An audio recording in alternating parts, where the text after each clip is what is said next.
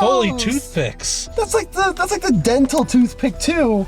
We'll assume those are unused toothpicks. Yeah, that's what we'll go with.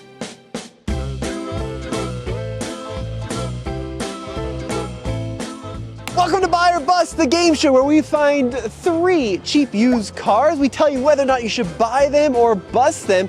We guess what they sell for at auction, and then we'll show you what they sell for. And Brendan, I'm back, baby. And what are we featuring this week? Yes, today Tommy is back, and we are looking at 3 comfy cruisers. This is Comfy Cruisers 2.0. And if you guys remember, if you watched that first Comfy Cruisers episode, I ended up actually buying a vehicle in that episode.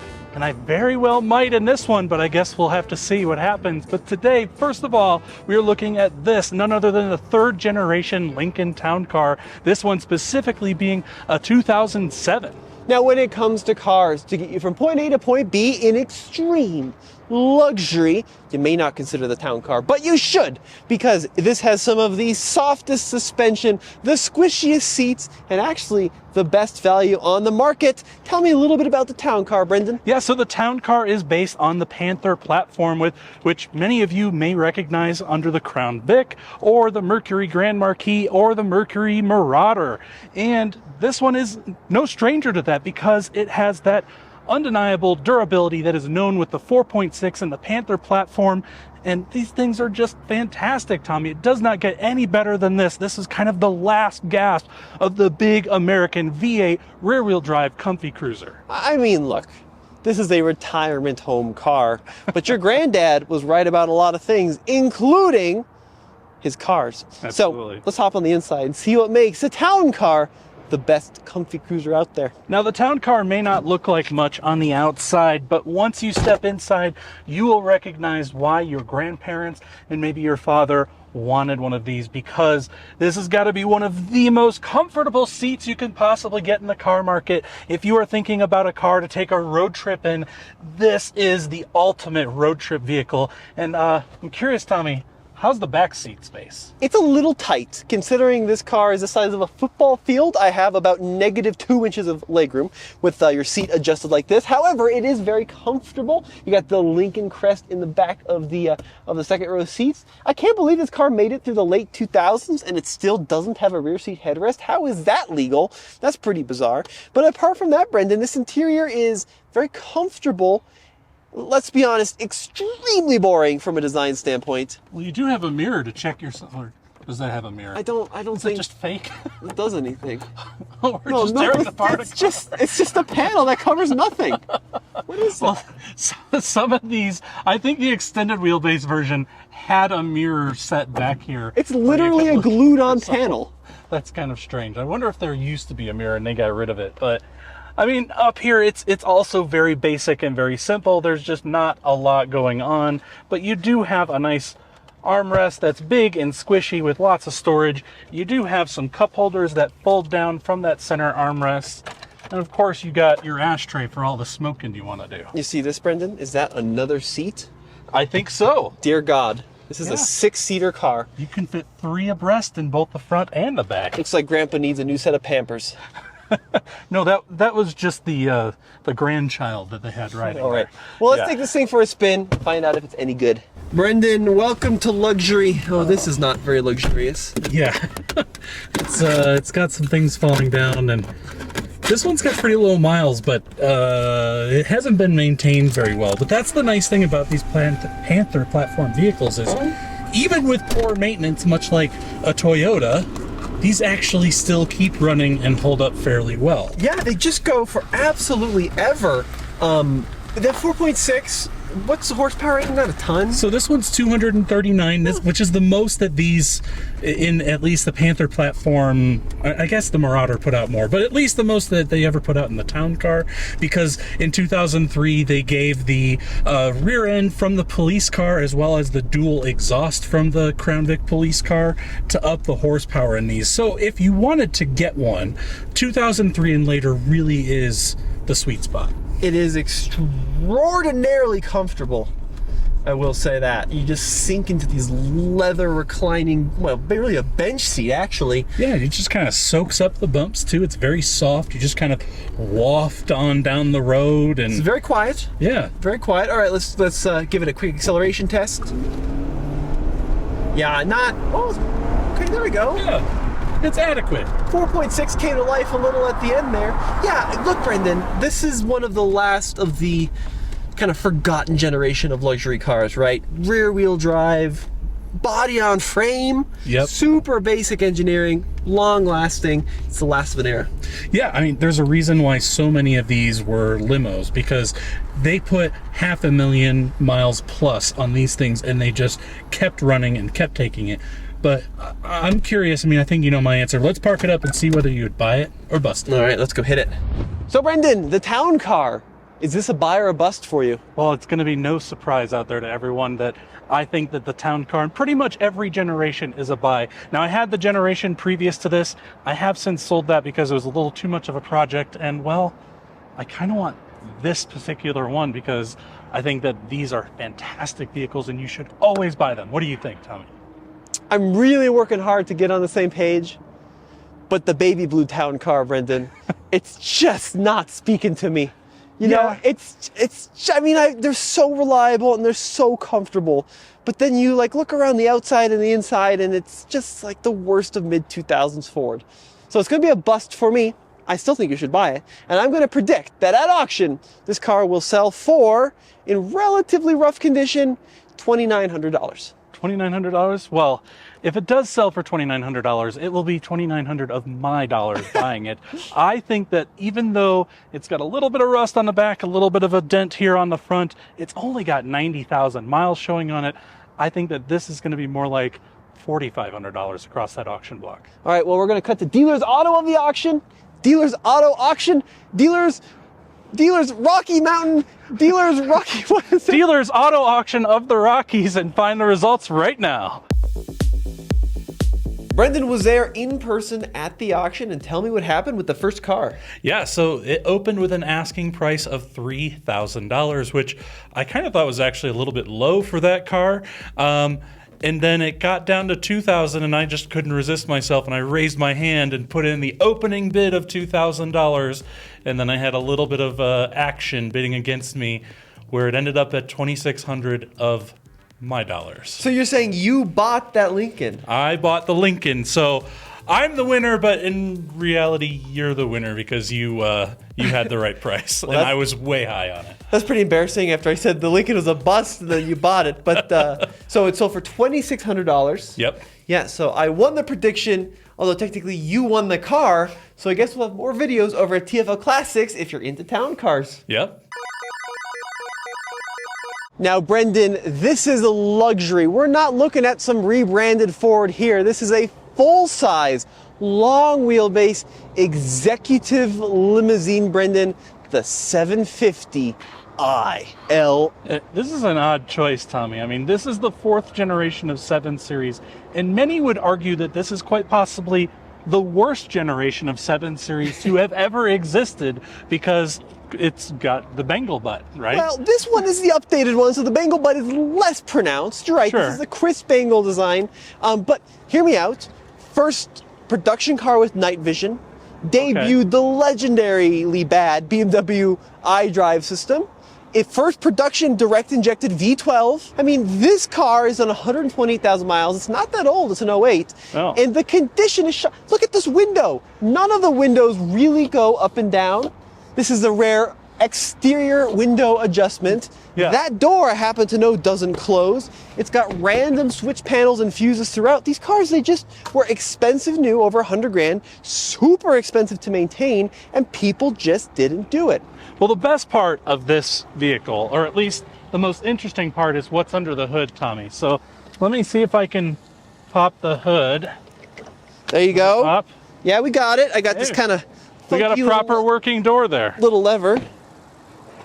Yeah, but this was a pretty nice motor. I mean, this had a 4.8 liter V8 engine pumping out 362 horsepower to the rear wheels. And I mean, that's no slouch. It is not. Yeah, I mean, look, the amount of technology in this car, the innovations it brought to market were incredible. It was too far ahead of its time and just not very well made. And we'll see some of that as we get in the inside. Now, Brendan, as we step inside the interior of the 750iL, beautiful wood inlays across the dash, this large and in charge steering wheel, the half digital, half analog gauges, iDrive, heated seats, massaging seats, a car phone pad. This thing is loaded to the gills. Even by modern day standards, there's just about nothing this car does not have. And what's the back seat like? Somewhat gross rear interior, but I will say it. Now try. Hey, we got a working door. Okay, so let me continue. So because this is the long wheelbase version, you do get a limo-like experience back here with tons and tons of legroom. You do have I believe a thing that folds down here in the center where if you lift this up, you have, well, storage, because they didn't option any of the extra features in here. But if you look on the side, you do have some rear heated seats. You do have some overhead lights, as well as a nice little mirror that swivels to be able to tell you whether you're looking good or not. And you got the rear sunshade popping up there, Brendan. Oh, yes. Okay. Yeah, it's a very luxurious car, and I think you're going to find it's going to drive quite nicely, too. Well, let's see. BMW, really, this was their moonshot, right? It was much hated because of the design, but they put everything they had on this thing. Well, and to be fair, this one is a repo vehicle, which means that the person that owned it couldn't afford to make the monthly payments on it. And generally, if you can't afford to make the monthly payments, you certainly can't afford to maintain the vehicle, right? Because usually the payments are going to come before any sort of maintenance issue pops up. Yeah, I mean, look, there's not much broken on this car. The parking brake, the airbag system, the tire pressure system, the doors, the windows, turn signals falling off, climate control. Once you fix that, you're going to have a good car. Yeah. It's going to cost you $40,000 to fix all that, but your a few $1,000 Beamer is going to be pretty good. But I think the engine's still got some life in it. We got brakes. Let's see. Oh, yeah. Yeah, we got good brakes. I'm curious to see if this big old V8 has the same power. Oh. Okay. Now the engine's broken. Yeah, Brakes. Everything, parking brake malfunction. Oh, man. The brake light just came on. The ABS light came on. It did not like that. No, okay, so the engine's bad, too. It's got some... So this car is mechanically totaled in every possible way. Yeah. Oh, I can't find one redeeming quality of this thing, but I guess we'll park it up and we'll at least ask each other whether we'll buy it or bust it. We gotta stay impartial journalists, Brendan. Sure. So, Brendan, the Majesty that is the E65 7 Series, is this gonna be a buy or a bust? This is a bust, Tommy. You should run away from this vehicle. I mean, this is only for the masochist that really just has an endless amount of money to throw at a car that's really not worth throwing it at. But what would you do? I mean, would you actually buy this, Tommy? Would you buy it or bust it? No, this is a bust. I like these. I think they're cool. I'd love to drive them. A good one. A good one for a day. Yeah. But no, this is the worst car in the world to own. You go bankrupt in a week. Absolutely not. So it's a bust for me. But that auction, I predict we're going to see all of $1,500 out of this thing. I think that is generous. I think that this is going to be lucky to crack $1,000 across the auction block. In fact, I think it's actually going to just not sell. It's got pretty low miles, 128. Yeah, but I mean, at $1,000, you're going to spend like $5,000 or more just fixing all the things that are wrong with it. All right, Just not worth it. let's see what happens. All right, Brendan, so next up we have the BMW 7 Series. Now, we both predicted quite low on this car, and tell me what happened when this ran across the block. Yeah, so I think the seller was a little ambitious with this BMW because it had an open asking price of $5,000. Oh, wow. And it just kept going down and down and down because no one was interested. They all saw the problems with it. Someone eventually raised their hand at $1,000, and that was it. And then it didn't sell. So it didn't hit its reserve. Yeah, so I was correct on that one. I'll take the win. Okay, so you won the BMW, I won the Lincoln, and Yep. now we've got the tiebreaker the Lexus, and we're gonna, oh, you don't know about this next car yet. We've got a Lexus up next. All right, Tommy, and for our joint pick, we have none other than the second generation Lexus GS, and I think this is a car a lot of people overlook, but they really shouldn't because it's a pretty cool ride. When I was a kid, I had a PSP, a PlayStation Portable, and my favorite game was Midnight Club 3 Dub Edition. Yeah. And this was one of the Halo cars in that game. I remember that distinctly. I think these are super underrated. You know, they're often overlooked. Granted, not the most attractive car by 2023 standards, but Sure. they offer a lot of luxury, reliability, and comfort. Yeah, and a lot of people will think of the Lexus LS. I mean, I know I certainly did because those LSs are supremely comfortable, super reliable, and pretty quick, actually. But these GSs are not to be slept on. You can get these with those same V8s, but this one, which is the base model, has the 2JZ in it from the Toyota Supra. So you can get basically a Toyota Supra luxury sedan. Okay, well, it's the 2JZ GE. Whoa. I guess the hood struts have gone on it. Need some hood struts. Yeah, the 2JZ GE, so it's a non-turbo, right? Sure. So it's not the same as a Supra, but it is an inline six. Yeah. Related, 100%. Didn't the base model Supra get this same engine?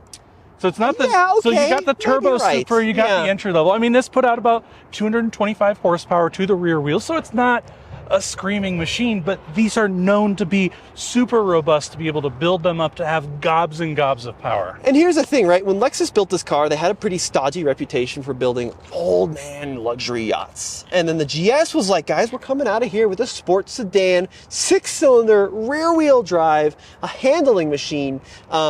And they're pretty cool. Now this one's got 185,000 miles. It's got a little body ding here and there. Yeah, it's a little rough around the edges. I mean, this is in the donate section, so it's a car that I wouldn't mind buying myself if it was for the right price. But yeah, it's definitely got some deferred maintenance. But that's what's cool about Toyotas is you can not maintain them at all, and they will still run just fine. Well, Brendan, I'll hop in the back seat, you hop in the front seat. Let's see if the interior lives up to the Supra engine. All right, so hopping into the interior of the Lexus GS, I do, first of all, really like this super sporty steering wheel. It actually feels quite nice to hold with this leather wrap on here. And then the gauges are kind of interesting. They kind of have this like off-white look to them. It looks very straight out of like Japan. It feels like something that I illegally imported, Tommy.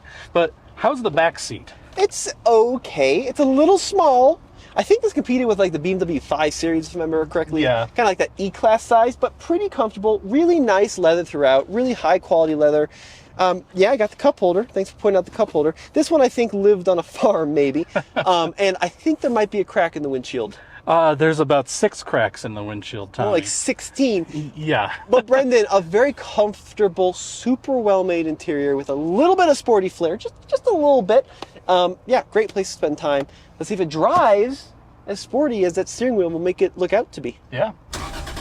Oh, thing fires right up, Brendan. Yeah, it's got a little check engine light on there, but Versus a big check engine light? Just a little one. Just a little one. The Toyota ones they're small, lowercase check engine lights. Lowercase C. But oh, gross. holy toothpicks. That's like the dental toothpick too.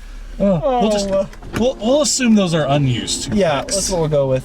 Okay, so I've never driven this generation of GS. Really?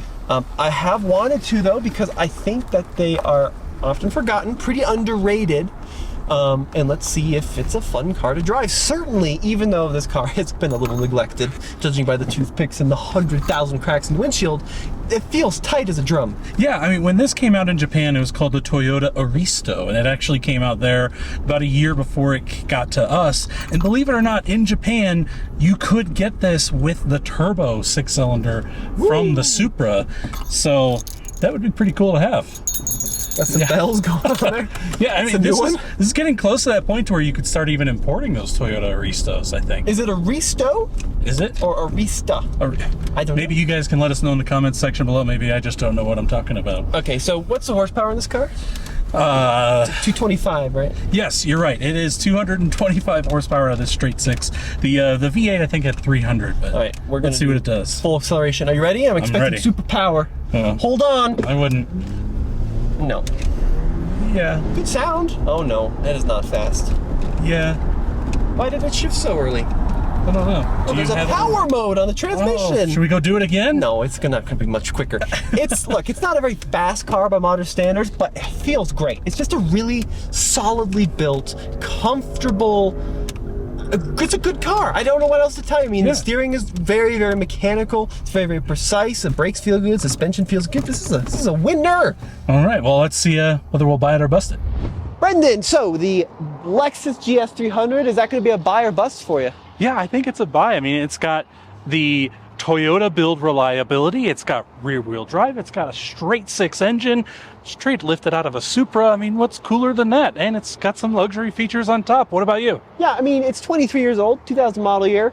It's a little worn out here and there, but 100% buy. You don't see these very often anymore, especially in stock condition. Great car for the money. Speaking of money, I predict at auction, this will be a $4,600 car.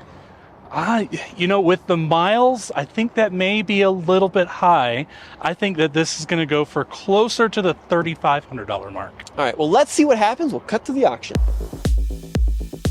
And finally, Brendan, the Lexus GS. This vehicle rolled across the block yesterday as well. And what happened? Yeah, so it had an opening asking price of $2,000. So we were both pretty darn high on our guesses there. It did get its first bid at $1,000 and bid back up to $1,600, which is where it sold. So wow, I was less high on my number, but I guess I was closer. So I'll take the win on that one. But that's a cheap Lexus. Yeah, it's really cheap for a Lexus GS. $1,600. If I hadn't already bought that Lincoln, I probably would have bought that GS. That's pretty awesome. So someone got a good deal out there on that Lexus GS. Well, folks, we'd love to know what you guys think in the comments section below. Let us know what you think of these buy or bust series and what other ones you think we should be doing. Yeah, absolutely. We love doing them for you guys. It's been a blast to have Tommy back in the saddle again, and hope you guys enjoyed it. Yeah, and check out alltfl.com for all of our content in one convenient place. Take care.